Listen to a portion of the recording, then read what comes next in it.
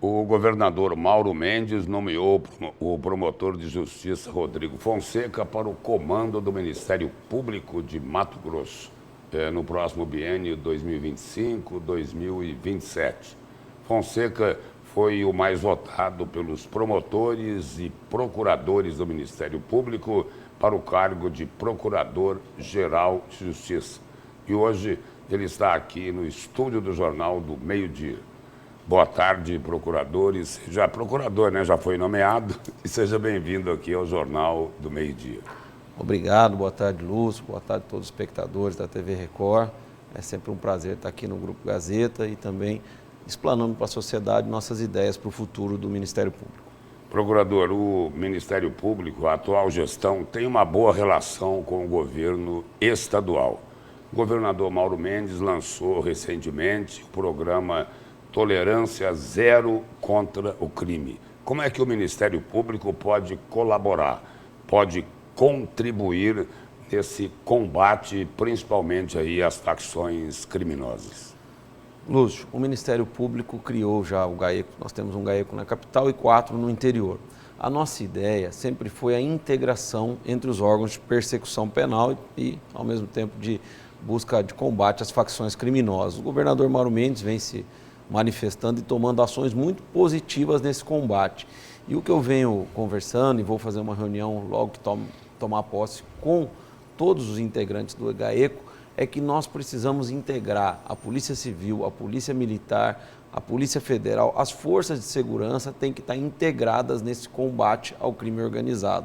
As inteligências de todos os órgãos de persecução, elas têm que estar integradas, porque você reduz tempo, aumenta a agilidade da informação e ao mesmo tempo você aumenta o combate ao crime organizado com mais atores envolvidos. Agora, naquilo que depende exclusivamente do Ministério Público, o que é que pode ser feito para fortalecer o GAECO? Vai ter aí um novo equipamento, né? Exato. Um equipamento israelense. Exato. O equipamento ele é sempre renovado, né? Porque você tem É esse mesmo que foi usado lá na trama golpista pela PF. É isso? Isso. Equivalente. Isso. Equivalente. Hoje é o equipamento que faz extração de dados de celulares. Talvez o instrumento mais efetivo de combate ao crime seja exatamente a extração de dados. Então, o Ministério Público tem que ir atualizando o seu programa, porque surge uma nova tecnologia de telefonia e você tem que atualizar o equipamento para que ele consiga extrair dados também daquelas novas tecnologias. Juntamente com isso, nós estamos aumentando o efetivo de promotores designados nos GAECos do interior, aonde há vara do crime organizado, no caso Cáceres e Sinop. Eram 2 promotores, a gente vai passar para 4. Aqui na capital são 5 promotores, né, sendo 4 deles afastados exclusivamente para o GAECO. E conforme as necessidades, conforme o aumento de demanda, o Ministério Público vai estar à disposição e sempre pronto para aumentar o número de integrantes que façam esse combate. Nós precisamos resolver ou ao menos amenizar no curto prazo essa questão do crescimento das facções. Agora, diminuiu o número de operações do GAECO nos últimos 2, 3 anos? O GAECO até aumentou o número de operações, né? As operações, o que está vendo hoje é que algumas operações elas são feitas com maior discrição, até porque a divulgação muitas vezes não é positiva para a investigação. O GAECO está tendo um foco hoje muito grande no crime organizado, nas facções criminosas, né? E um dos passos importantes é exatamente a desmonetização do crime organizado. E o GAECO vem buscando constantemente. Tem conseguido sucesso nisso, procurador? A gente tem conseguido bloqueio de bens, né? Sequestros, mas é sempre possível evoluir, né? O que eu venho sempre conversando com o pessoal que vai atuar no GAECO, doutor Adriano, é que nós temos que integrar, porque o crime, ele não é no Mato Grosso, ele é no Brasil. Nós temos que integrar não só o nosso sistema local, mas os GAECos do Brasil inteiro. O Ministério da Justiça tem que auxiliar nessa tarefa, porque a nossa atribuição está cindida ao estado de Mato Grosso, mas o crime não tem essa delimitação territorial, ele está no Brasil inteiro. Então nós temos que estar integrados no combate. Agora, na avaliação do senhor, como combater facção criminosa com dúzias e dúzias de celulares entrando toda semana nos presídios? Então, recentemente, né, o governo do estado já dividiu a Secretaria de Segurança exatamente para ter uma atenção maior para o sistema penitenciário. Nós temos que evoluir a questão do sistema penitenciário, nós temos que fazer com que o sistema penitenciário não tenha falhas tão evidentes como estamos tendo hoje na questão da chegada de aparelhos eletrônicos dentro do presídio, né?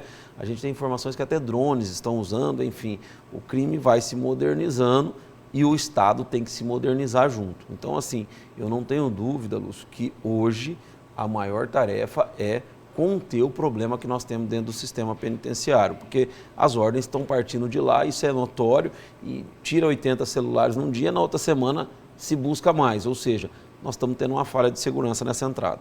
Procurador, agora um tema que tem preocupado e muito o sistema do judiciário brasileiro.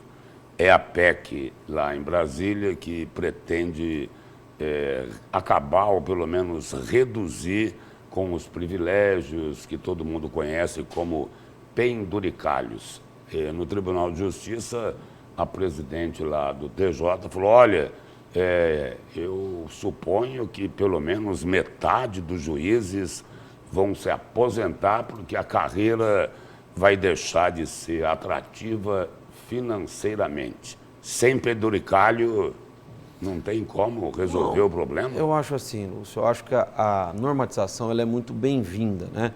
Só que ela tem que ser feita de forma transparente e ao mesmo tempo coerente, né? Por exemplo, hoje, a título de um exemplo, como disse a presidente do tribunal e sabiamente, os magistrados que não se aposentam, eles deixam de pagar uma contribuição previdenciária e continuam no trabalho. Isso custa para o Estado R$5.000. A contratação do novo magistrado custaria o teto de novo. Ou seja, é muito mais interessante você manter o pagamento desse abono de permanência, que se chama, que contratar outra pessoa para que ela se aposentar. Então, na verdade, se é um ajuste fiscal, ele tem que trazer benefícios fiscais e não malefícios. Agora, o senhor acha que é justo, por exemplo, um juiz ou um procurador, um desembargador, além de um salário que pode chegar a 44 mil, ter direito a privilégios e penduricalhos, e aí, num determinado mês, eles recebem 200, 300 mil reais. Já teve caso aqui em Mato Grosso de, num único mês, um magistrado receber 500 mil. É justo isso? Não, é que isso é atípico, né? Isso não é um vencimento. Um magistrado que recebeu 500 mil, por óbvio, ele tinha algum direito represado há muitos anos e acabou recebendo aquele direito no mês. O teto constitucional ele é cumprido. O que acontece muitas vezes, se você pegar um mês que um magistrado, por exemplo, recebe 13º, assim como toda a população, naquele mês vem dois salários. Mas o penduricalho é todo mês, não é, procurador? Alguns são. O privilégio também. É que o que chamam de penduricalho, a título de exemplo, nós temos o auxílio saúde. Ou você, como uma empresa privada, o poder público pode pagar um seguro de saúde para o seu servidor, ou ele pode pagar aquilo em pecúnia. O judiciário paga isso em pecúnia, assim como o Ministério Público hoje faz um ressarcimento. Então, esses penduricalhos, eu acho que eles são mal interpretados muitas vezes. Você tem um acúmulo de funções. Muitas vezes você tem uma vara onde ela fica sem juiz. O juiz vai lá e responde por aquela vara. O promotor vai lá e responde por 2 promotorias. Ele cumula, por exemplo, uma cidade vizinha. Ele não pode não ter nenhuma remuneração por isso. Todos esses são fatos ocasionais.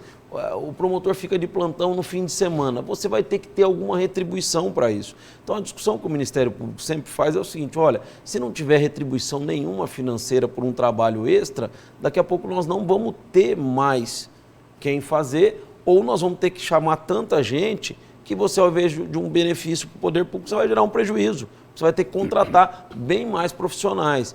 Então, isso que acontece muito. Nós temos um plantão permanente até durante a semana. Chega final de semana, vai ter um promotor plantonista, vai ter um juiz plantonista.